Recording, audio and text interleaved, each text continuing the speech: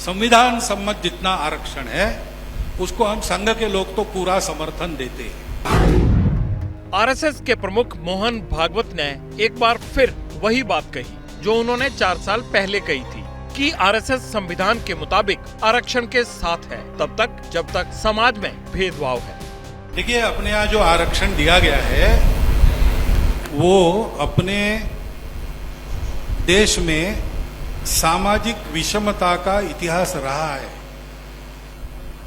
और हमने अपने ही समाज के बंधुओं को सामाजिक व्यवस्था के तहत पीछे रखा। उनको अपने बराबरी में लाने तक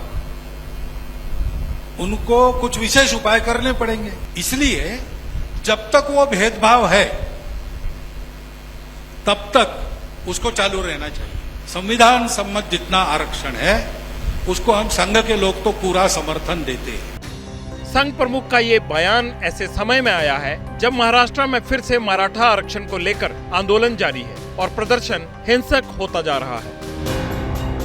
जब अलग अलग राज्यों में अलग अलग जातियों को आरक्षण देने की व्यवस्था हमारे संविधान में है तो इस तरह की मांग उठेंगी। अब इसे जायज़ या नाजायज़ ठहराने का एक संवैधानिक आधार हमें तलाशना होगा।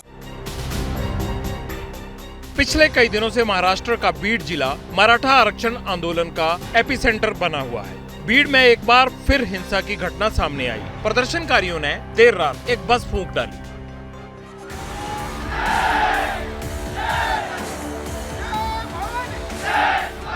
महाराष्ट्र में मराठा आरक्षण ने तूल कैसे पकड़ा और मराठों की मांग वाजिब है भी या नहीं, उससे पहले जरूरी है मराठा को जानना। महाराष्ट्र में मराठा जातियों का एक समूह है। इसमें किसान, जमींदार समेत कई और वर्ग हैं। मराठा समुदाय की आबादी 30% से ज्यादा है। महाराष्ट्र की राजनीति में मराठों का दबदबा है। राज्य के ज्यादातर मुख्यमंत्री मराठा समुदाय से रहे हैं, लेकिन मराठा समुदाय लंबे समय से आरक्षण की मांग कर रहा है। 1997 में पहली बार मराठों ने बड़ा आंदोलन किया। मांग थी सरकारी नौकरियों और शिक्षण संस्थानों में आरक्षण। अगर केंद्र सरकार ऐसा कोई अध्यादेश लाती है या ऐसा कोई विधेयक लाती है जिसमें आरक्षण की कुल सीमा 50% से बढ़ाकर 65% तक करने की, 60% तक करने की अगर वो व्यवस्था करती है तो सुप्रीम कोर्ट भी इस मामले में मराठों के आरक्षण के लिए जो है निर्देश दे सकता है और मराठों को आरक्षण मिल सकता है। 2018 में भी मराठा आरक्षण आंदोलन तेज हो गया था। तब भी मराठा समाज एकजुट हुआ। आखिरकार मराठा समुदाय की मांगे मानी गई। 30 नवंबर 2018 को महाराष्ट्र सरकार ने मराठा बिल पास किया। इसमें नौकरियों और शैक्षणिक संस्थाओं में मराठों के लिए 16% आरक्षण का प्रावधान किया। लेकिन मराठा आरक्षण का मामला हाई कोर्ट पहुंचा। महाराष्ट्र के मेडिकल स्टूडेंट ने बिल आरक्षण का विरोध किया।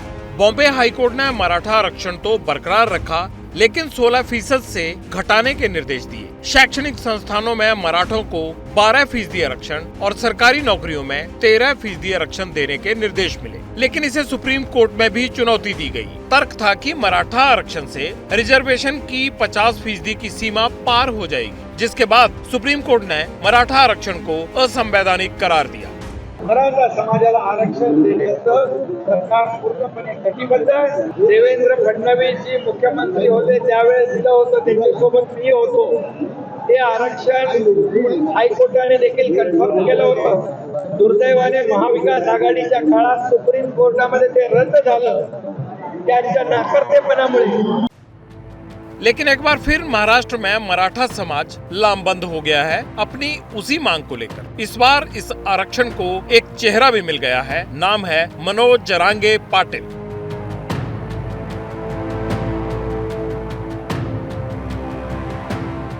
औरंगाबाद जिले के जालना में मनोज 29 अगस्त से भूख हड़ताल पर बैठे हैं। पहले भी मराठा आरक्षण के लिए आंदोलन किया, तब किसी ने खास तवज्जो नहीं दी थी। लेकिन इस बार मनोज ने सबका ध्यान खींच लिया है, अपने मराठा समाज का भी और महाराष्ट्र सरकार का भी। और डिमांड सीधी है कि जब तक आरक्षण नहीं मिलता तब तक भूख हड़ताल जारी रहेगी। कि सरकार को 4 दिन हम दिन दिया है कि 4 दिन में मराठा समाज को महाराष्ट्र के सरसकट कुंभी जात प्रमाण पत्र दे दो। नहीं 4 दिन में दे सकते तो बाजू आपके तरफ रहेगी। हम आपकी राह देख रहे हैं। आप झूठ बोल नहीं सकते समाज को। आप महाराष्ट्र के समाज को सरकार झूठ नहीं बोल सकती। यही शिंदे सरकार के लिए फिलहाल सबसे बड़ा सिरदर्द है कि सुप्रीम कोर्ट की रोक के बाद अब मराठा आरक्षण पर कदम आगे कैसे बढ़ाए जाएं।